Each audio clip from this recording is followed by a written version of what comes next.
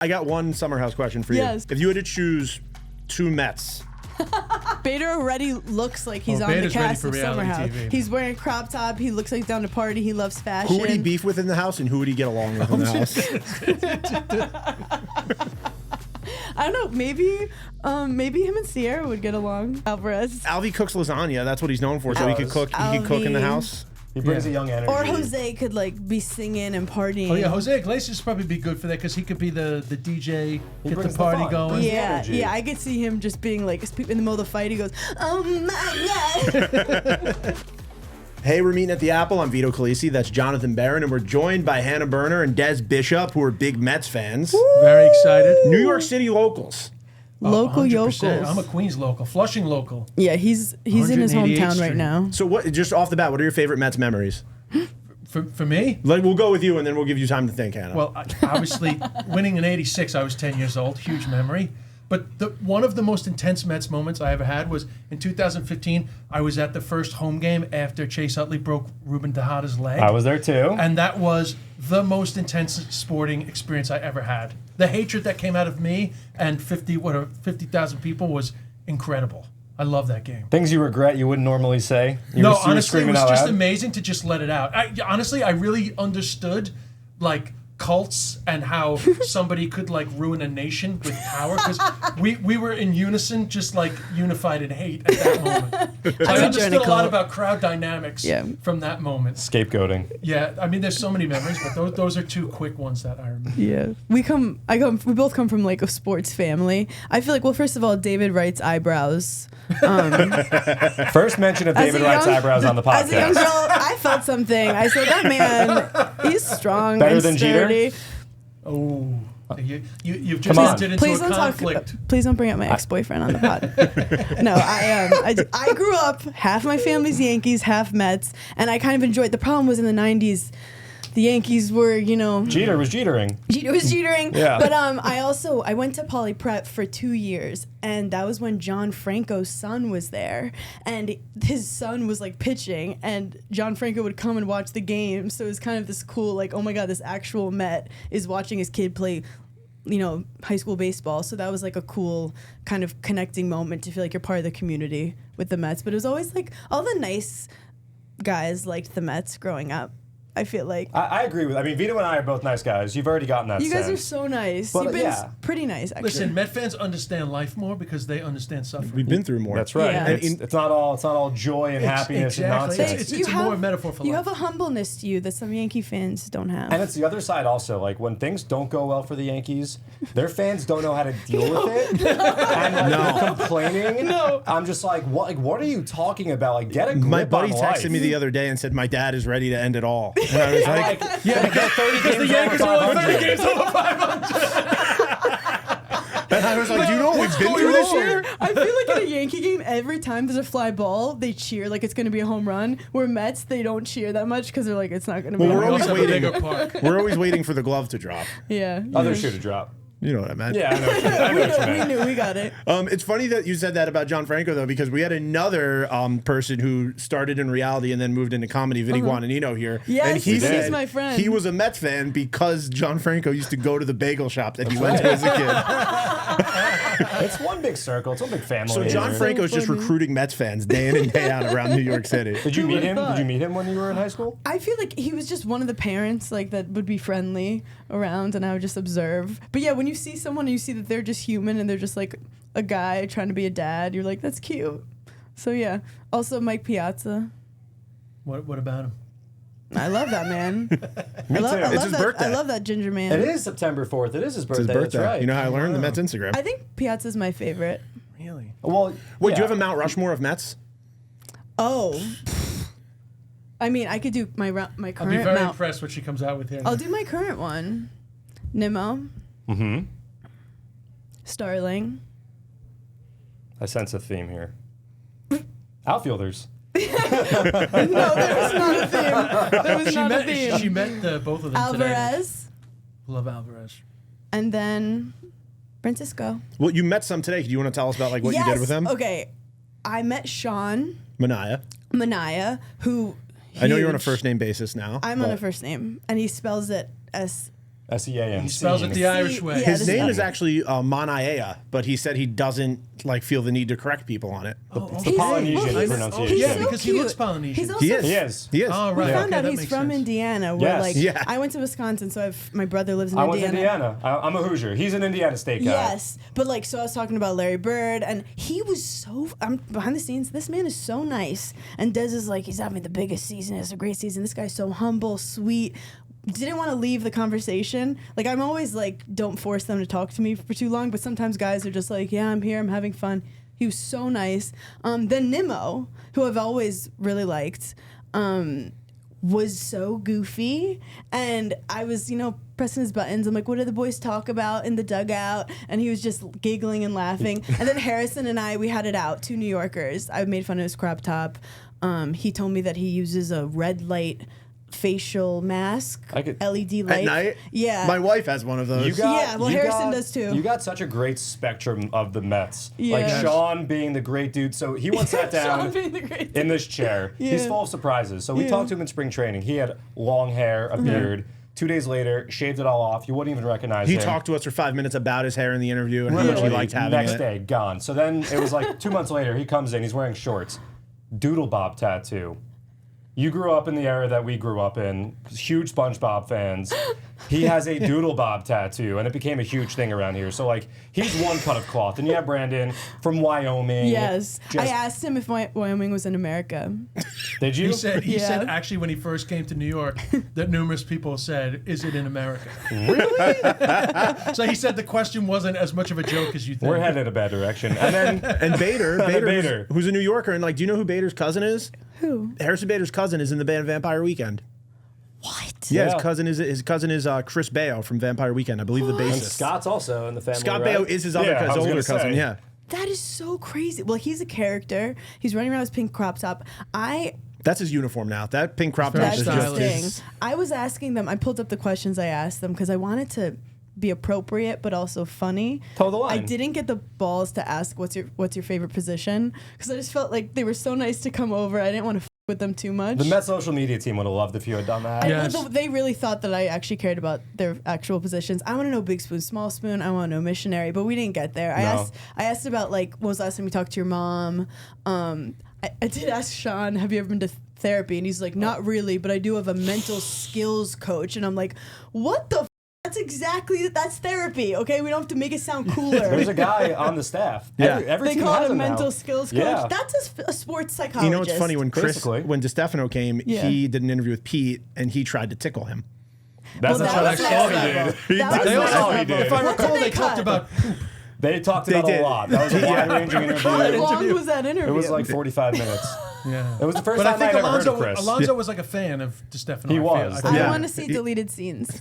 I don't think anything was deleted. I think that it all went out in its rawest form. And I had never even heard of Chris DeStefano, more of a sport guy. And I really wanted to hear what Pete Alonso had to say on this interview. And I was captivated. It went straight left. It was Well, unbelievable. Chris is also an athlete, so I feel like it was a great well, combination. so are you. And yeah. You played tennis Yeah. for how many years? I played forever. I played a long time in the streets. But yeah, I played for University of Wisconsin, and then I Wait, you retired. played Big Ten tennis? Yes, go Badgers. How was the Number Hoosier one. tennis team? the Hoosier Tennessee was good. I mean, they were like middle of the league, kind of. Well, it's kind where of we the were. it's- That's a Same thing- ridiculous question. It's the same thing with academics. Like Just be Wisconsin's like, up here, and then How was the Indiana's college here. I went to's tennis team? I actually my last match was against a Hoosier.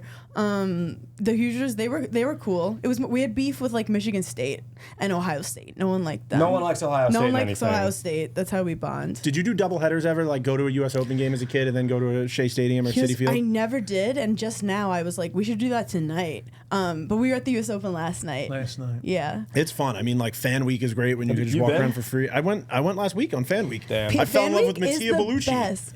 Oh, Berrettini? Mattia Bellucci. Barucci. Mattia Bellucci. Mattia Bellucci. He was like he was ranked 12 in the qualifier round. I just wow. happened to watch his Oh, I match know who he and I is, enjoyed yeah. it. And then he's already out, but I was enjoying following Dude, him. We were in the car to Going- Lehigh Valley, and like I had never heard this guy talk about tennis once, and we talk a lot. And he's talking about Mattia Bellucci, and I'm like, have you been like gambling on tennis? Like, just making reckless bets on tennis? Qualifying rounds. Matteo it's Bellucci's going to lose in the cutthroat. third. No, they do crazy betting on like the smaller tennis tournaments. So people are like fighting for their life to survive, and then they're also getting hate messages from guys who lost $50. It's crazy. Or more on them. It's crazy. Athletes today have to deal with that. Like, there's a guy in the Oakland Yeah. Athletics, Brent Rooker, who's having a great season, and I think someone DM'd him or something like, "You cost me my $10 parlay because you didn't get a hit," and he outed this guy. He like screenshotted the DM and tweeted like, "Stay out of my inbox. I don't care about." I think he said, "Brother, I don't give a damn yeah, about." something like that. Brother, I don't give a damn. Well, there's a lot of Hannah made a tennis player's day today because there was like a not as well-known American tennis player that was also at the batting practice today, and she recognized him. This Justin Gimelstob, he's an American tennis player, and I was like, you know, you can't tell if you're gonna ruin someone's day by saying something to them or you'll make their day. And like I'm a New Yorker, I don't like talking to people, but I'm like, this guy, he's been retired for like 6 years. Like, I need to say hi to him. And I was like, Justin, and he was like, yeah. And I'm like, I'm a big fan. And he's like, what? He was shocked. And he was like, this is my son. And I'm like, your dad's awesome. How deep are you still like watching tennis? I'm in deep with tennis. I have the tennis channel on all the time. It's kind of therapeutic. Like when I'm editing, like, you know, you like to have something on. Do you edit your own stuff?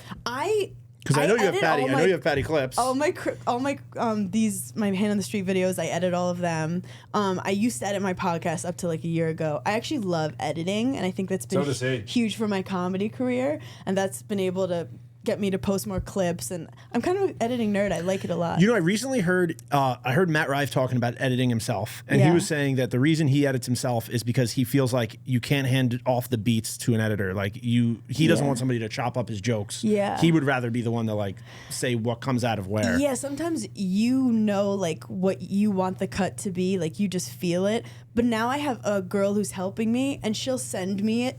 Like she never posts anything that I don't see, so then I just go, hey, cut this quicker, I don't like that. So now if you want to grow, you have to have people around you to help you. Well, clips are like the biggest thing, and like, it's cool now that comics are like finally like not only doing crowd work, and they're like, because like it seems like now like you guys are performing so much that you just throw in, like if you throw in some topical stuff every night, like you can put a clip out and it's probably not going to burn your 5 minutes. I love posting. Like sometimes when I first say a joke that works, and I'll post it because I know by the time it's a special or the joke's gonna evolve so much. So I love posting the exciting first time I tell a joke when it's good. And then sometimes the second time I say it doesn't work, but that first time was fresh and fun. I mean, that's Chris when he does topical stuff. You could tell it's like just an exciting thought he has. And how many times now have you guys seen that like somebody tells a story in a podcast and then they realize after like, oh wait, there's like a bit there, and then like you see it evolve. My podcast like a writer's workshop. My Fallon set about we joked like something funny happened to us at a restaurant was from a podcast that everyone responded to the story really well. And next thing you know, I used it for my clean material for a late night. How did you get into doing stand-up? Because you were a tennis player, then you were a reality TV star, and now you're crushing it in stand-up. Like, that's quite an evolution from one to the next. Yeah, I definitely never planned to be a stand-up. I think someone dared me once because I was podcasting, and I loved creating content. I loved editing, but I never thought stand-up. And I had a live podcast show at Caroline's. Okay. And my friend dared me. She's like, you tweet a ton, you write all these sketches, I dare you to do 10 minutes of stand-up, which is not how you're supposed to do it.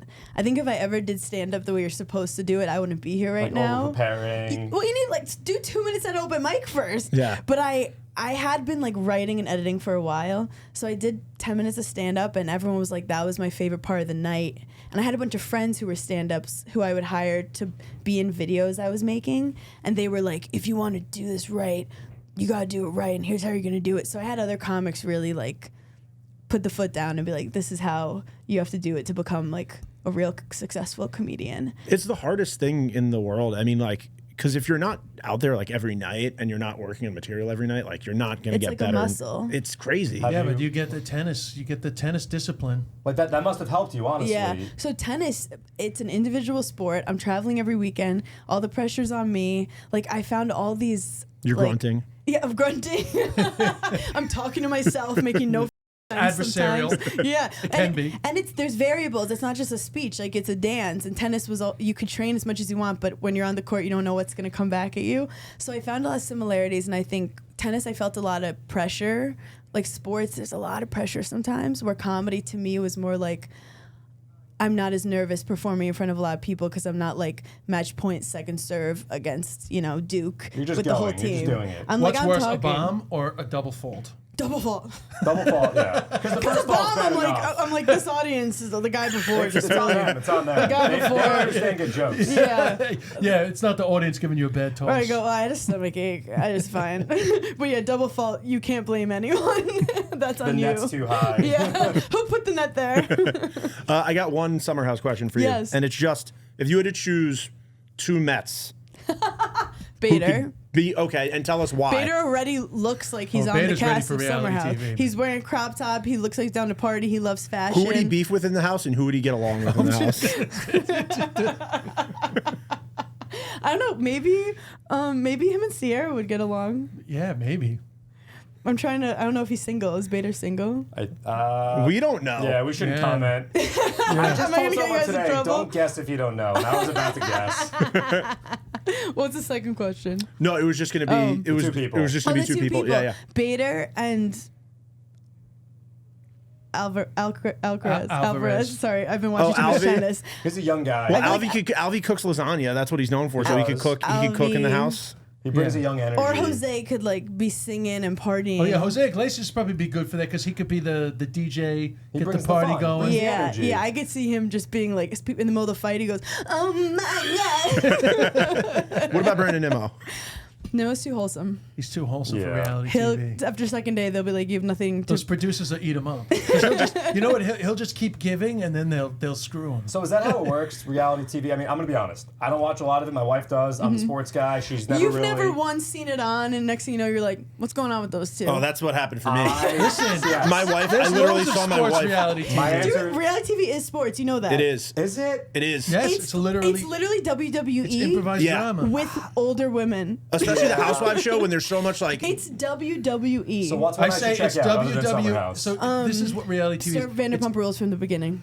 She watched that all the time. Started from the You beginning. didn't get with her. into the Vanderpump Rules scandal like a year ago. Like I was. Even Sal Licata got into that, bro. Well, this is not Salicata. Sorry. Sal This is Licata not was like, Sal. "Oh my god, I can't believe what's going on with Tom Sandoval." My wife literally watches every single one, and I would just get home and I would like be like doing work and like just sitting next to her, and then like it turned into me being like, "Wait, so like what's Teresa mad about right now?" I can't...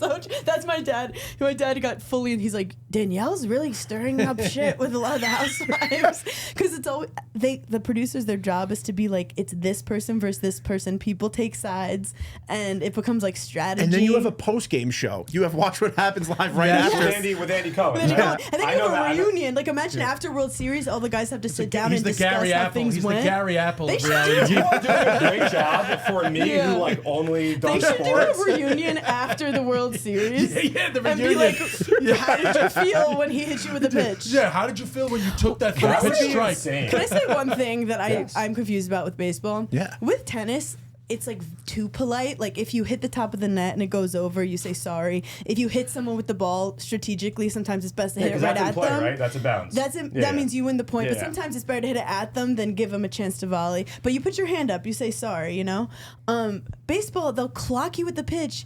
And they don't even put their hand up to say sorry. Sometimes they say, "Mother effer." What Yeah. are you gonna do about it? What's Deal with wrong with them just being like, "Hey, sorry, it was my bad"? Because you got to stay in the headspace. It's like the pitcher has to stay in like the kind of like killer mentality. It's also of an like, intimidation tactic. Yeah. You don't want the other dugout to think that you're nice See, and that you're looking out for their best I interest. feel like it's like calmer to just be like, "Sorry, man, my bad," is even scarier. happens every now and again. Yeah. So, Sometimes. sometimes they do put their hand on their chest, like, Oh, like my that bad, was my on bad. me. Yeah, because it's just so funny. Tennis, they say sorry for everything. If you don't say sorry, like all the time in tennis, people are like bad sportsmanship.